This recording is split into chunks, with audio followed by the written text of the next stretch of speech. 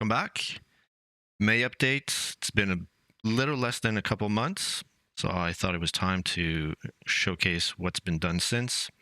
And the first thing I'll do is address the most commonly asked question, which is, will there be an A21 release of the mod, knowing that 1.0 is just around the corner? And the answer is no, there won't be.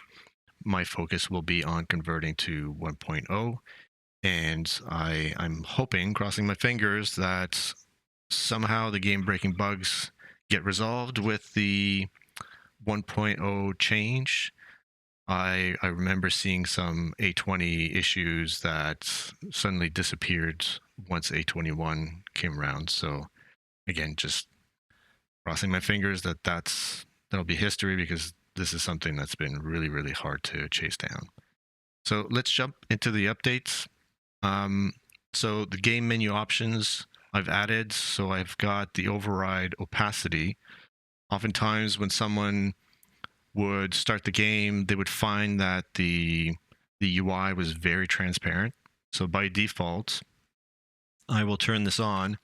And what this does is bring back the opacity of the UI so that you don't have to worry too much about transparency. If you like transparency, just set it to off and you're good to go. And then next one, there's going to be a segment on this in the video itself, is the POI job limits. And this surrounds the fact that some players don't necessarily enjoy getting the same POI showing up in the job lists over and over again. So I'll cover that in one of the parts of the video. In this section, I've got 3 new options. The game stage multiplier is related to another part of the video that we'll cover that as well. It's tied to the spawning changes I've done in a variety of areas, whether it's the biomes, the sleepers, etc. We'll cover that a bit later. And again, related to spawning, I've added multipliers to how many bandits and survivors someone wants to see. And that's really in the biome spawns. And if you don't want any of these guys, then you can actually set it to 0. I know some players dislike playing with NPCs, enjoy the mod, but not the NPCs. And that's one way to circumvent that. Looking at the view of the city, you'll find that I've added a number of Vultralux POIs. I think it's a set of about 24 or something. We're looking right now at the police department, the Raccoon Police Department, and you could see a little bit further in the distance, there's a casino. There's a whole slew of POIs. I do enjoy them. I know that he is constantly making updates to them, improving them, so those will probably become staple in this mods. And I've added maybe 3 of the I think his name is SG109 POIs. Found them to also, I think I've only added 3, but they seemed quite interesting. The one I was looking at was Playland. If you look at this, I mean, there's a lot of detail put into these, and I find them fun. So that is what covers the POI edition. So 3 from SG109 and about 20 some from Vultralux. We'll stick around the playland for now. The next part I want to cover is the minimap, which Lador has included as part of his Quartz mods. So I've incorporated Quartz into the overhaul, and I've been trying to figure out the best place to put it. Unfortunately, the top right is covered by the POI info and the quest info. The bottom left is the class and buff info. The top right is usually the party and the NPC companion list. So that really left the bottom left, which usually is occupied by your ammo info. And if you were to, let's say, harvest something, you'll see that that's where it's located. So I've linked it to the keypad's enter key, which let's pick this up so that we can show the bullet info at the bottom right. And when I press the enter key, it'll just push everything up. It's still probably the best spot for it. And, you know, everything that you would pick up, or, you know, if you were to kill something and loot the corpses, it would just show up there. If you don't like it, just turn it off. Everything goes back to normal. And it's the same thing with vehicles. If you enter a vehicle and you have the mini map on, then the vehicle's health and gas, etc., will just show above the mini map. All right, now let's look at the changes to the job listing. Let's talk to Trader Rex and look at his jobs. In the first part of the video, I mentioned a game menu option to limit the number of times you get the same POI in your job listings. So if we were to grab something like Mopo Shack, important. Can't say I'm not surprised. Let's look at it again, Kid.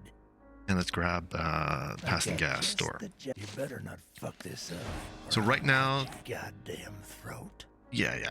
So the option is set to 1. So that means that you will only be able to grab that POI once, but there is a rotation.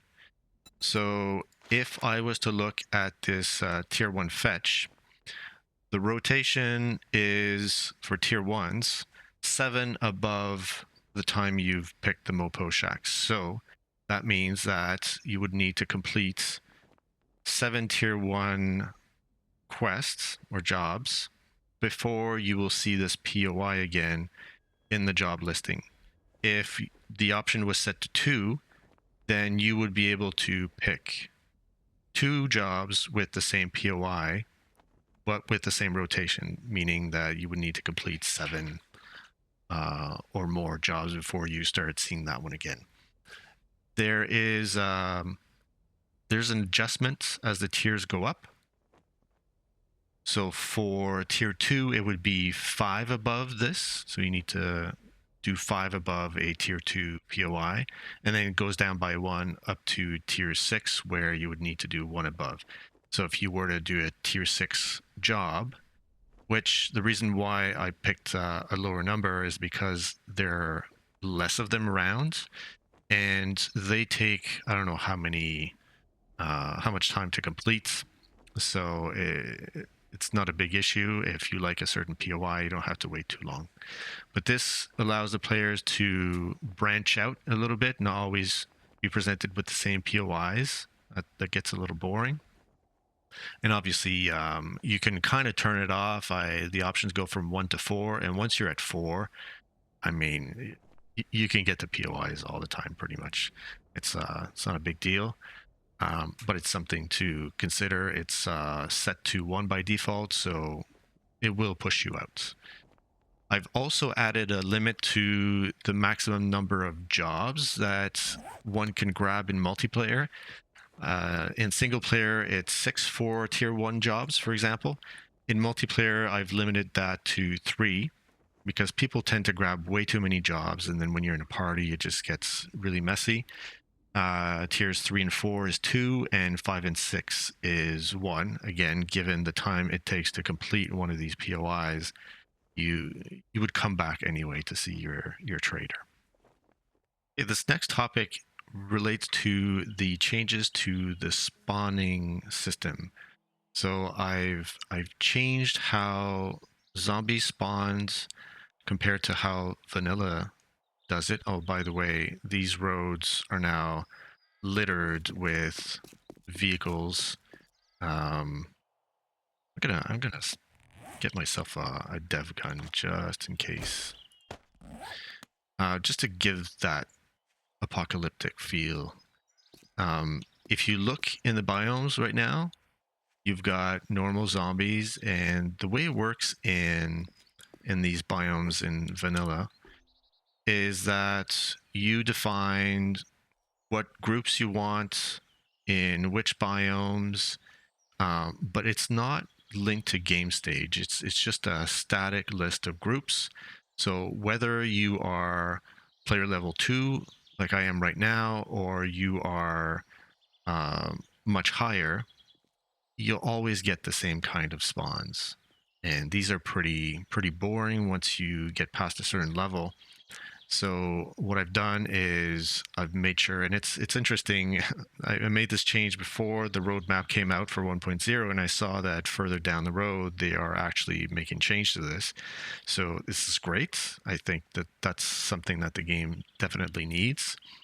But yes, right now you can see that they're all pretty much just regular zombies, nothing special. So what I do is I check whether it's for biome spawns, the sleepers and POIs, the screamer hordes, the wandering hordes. Wandering hordes were a little boring because they wouldn't really challenge you that much. So now it's really based on your game stage. The higher you are, the more dangerous they are.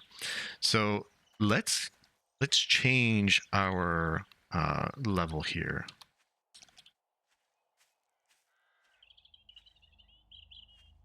I'll just put us at 300. So we'll get out of here because this place has already spawned the zombies. Let's look at maybe around here. Let's see what we get around here once we see some spawn in. Oh. Yeah, these are. We'll talk about bandits a bit later. Yeah, there you go. You see, you've got some radiated here. There's another radiated over there. They're essentially all radiated at this point. So that's a great change to the biome spawns for sure. It's the same thing with wandering hordes. I'm so happy to see that TFP is going to make this change in the coming years, and hopefully this challenges you a lot more. There's also an option that we saw at the beginning called the game stage multiplier. And what this will do, if you find that things are spawning in too difficult compared to how you play, you can reduce the game stage by choosing a lower multiplier, or if you feel like it's not dangerous enough, you can increase it. The last thing I want to touch on are NPCs. Right now, NPC Core and S Core rely on an AI framework called UAI that is not being used by TFP, and I'm pretty sure that over time TFP is going to start taking some of the code out for things that they no longer use. For example, with the new player models coming in, they ripped out the UMA code. So I don't want to be taken by surprise, given that we don't really know what comes in some of these, I was going to say alphas. I feel like I'm always going to refer to them as alphas, but after 1.0.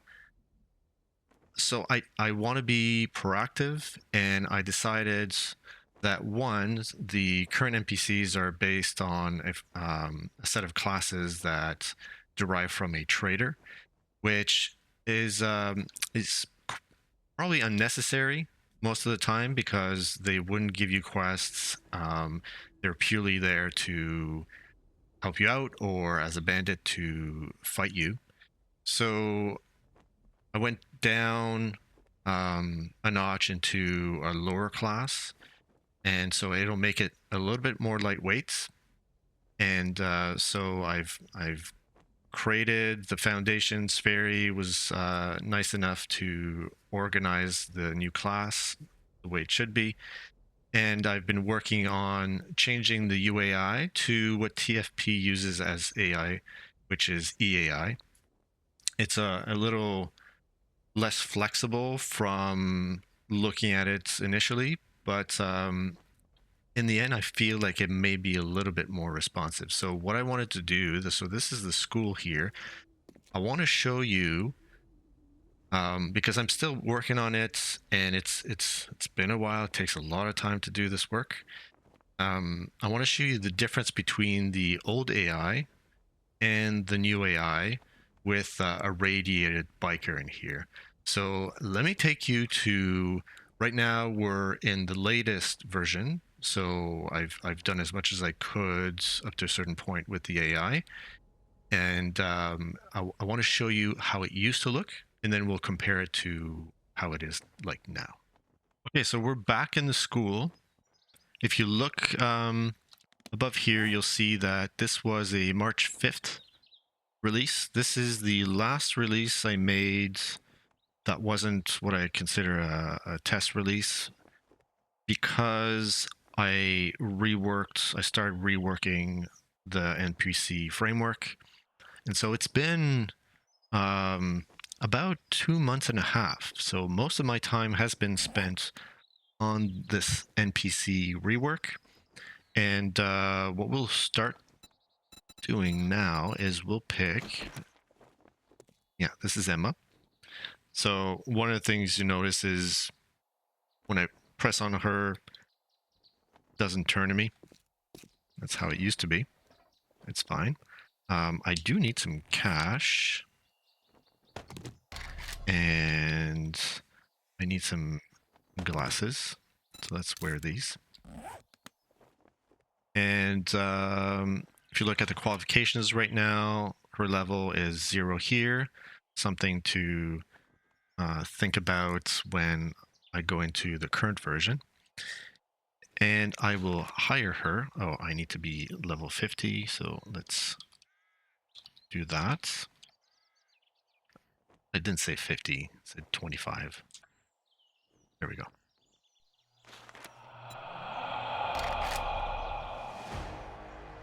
So now we've got Emma with us. And what I want to do, Emma, come over here. Well, I need to turn your AI on. You stay there. Nope. I want it here. Okay. You stay there.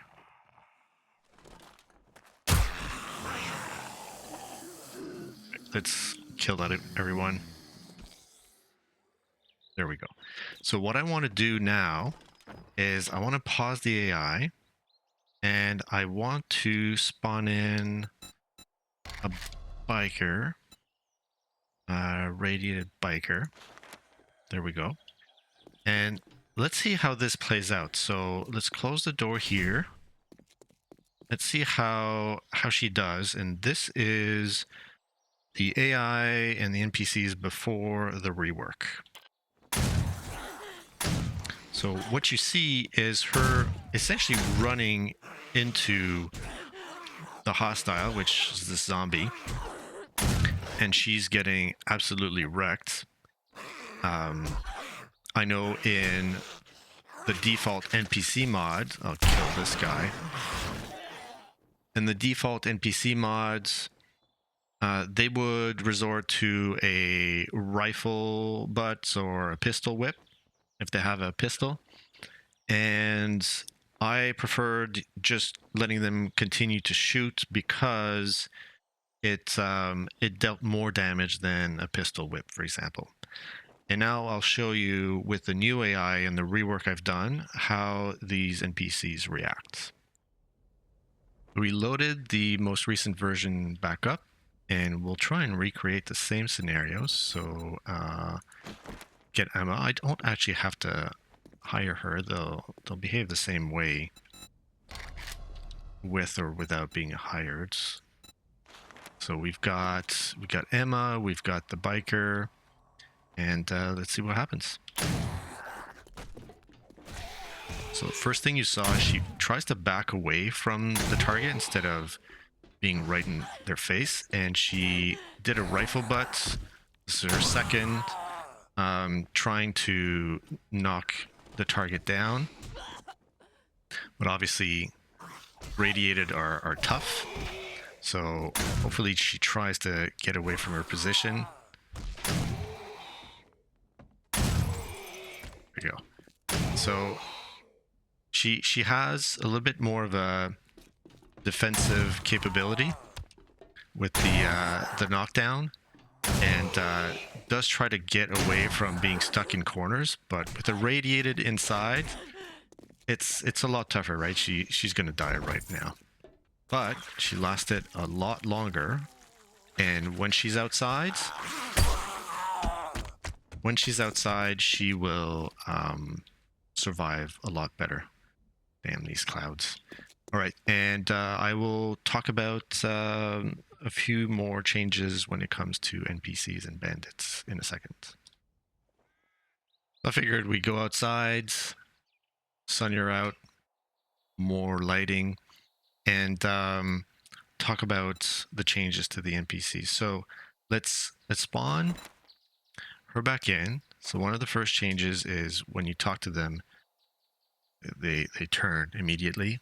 I couldn't say if this was an A21 thing or if it's something that I did, but it's kind of annoying. So that's fixed. When we look at their qualifications, when we spawn them in, so this one has level 1 for the general level and mining level 1. Let's spawn another. And if we look at the qualifications, see, she spawned in with the general level of 3 and a mining level of 2.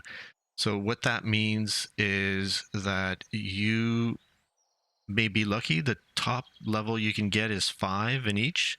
You might get lucky and be able to find a survivor that already does a little bit more damage, or in the case of mining, will be able to gather more resources. And so we'll get rid of. Well, actually, let's get rid of her, because I want to see how a level 1 operates. So in terms of changes, the levels before were, at least for the general level, were for dealing more damage and maybe getting a bit better armor. But some people complained that they had, in the case of bandits anyway, they had auto aim. They never missed. So what I did is I added a probability of them missing based on their level. So the higher their level, the more chance of them making their shots. And it's the same thing with headshots. The higher level they are, then the higher chance of them making a headshot. And when they're not making a headshot, I actually randomize throughout the body where they're going to hit. So it's no longer just a hit to the heads. They will randomize where on the body they will hit, and then get a chance of a headshot, which again goes higher as they level. The missing is the same thing. You'll notice that, and this only applies to ranged bandits, ranged NPCs, which includes bandits. They will miss, but still make their shots most of the time. And in the case of when do they spawn, I've delayed this till player level 10 based on feedback from the patrons, because they are a lot more responsive, especially dealing with bandits, than they used to be. And so when you face a melee bandit, which is actually faster than they used to be, at player level 1, it's just unfair. Same thing with player level 5. You're just not ready for that. So there is a delay till player level 10. And then as the game stage progresses, I think we talked about zombies before. It's the same with survivors and bandits. No longer will you only see melee survivors and melee bandits in the forest. It's now based on your game stage. So the higher game stage, the more they will adapt and get tougher weapons. And in terms of variation, so before what I did is I had, let's say Emma was configured in the classes to only have maybe a shotgun and maybe one melee weapon. So the variations weren't great. Now I've essentially opened up all of the different models to all of the weapon variations. And so in terms of bandits and survivors, there's about 4,000 variations that will spawn in the biomes. So it's quite a bit. Won't change the experience much. It's just that you will get more of a chance of seeing some of your favorite characters with different weapons.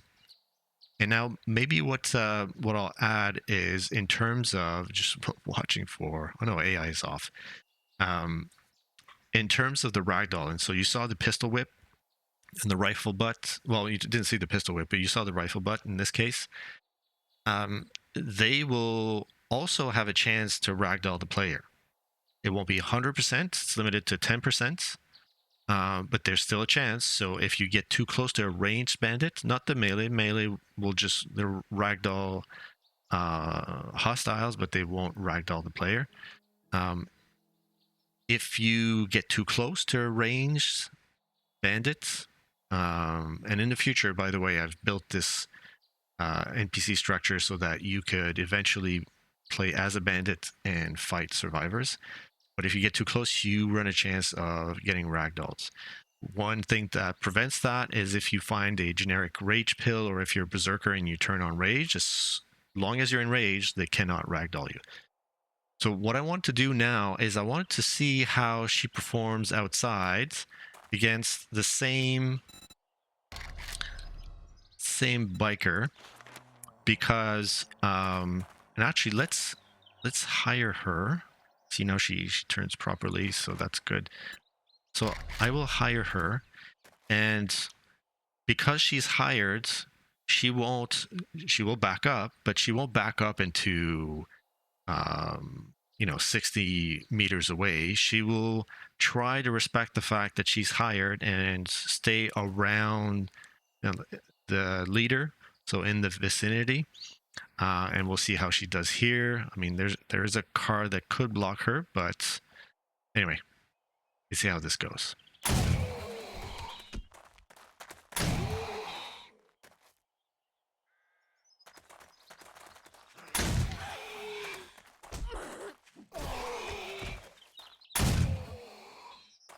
So obviously not being in a corner is much better.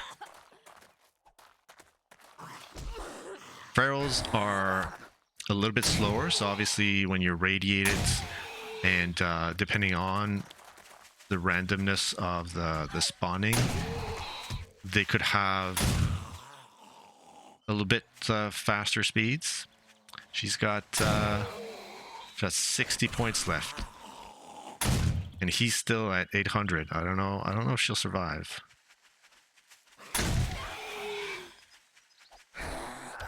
She's still able to keep her distance and ragdoll. So nope, not me. Nope. I feel like I'm helping her now. Come on, Emma. Draw the aggro. There we go. Oh, I think she's dead. Oh, not yet. She's surviving. At least it showcases just how... there we go. Now she's dead. So if you have multiple survivors, this will be easier, obviously. But it shows just how much of an improvement was made to them. They're a bit smarter. I could make them back up faster, but it has to be realistic. And I could have helped her, but I didn't.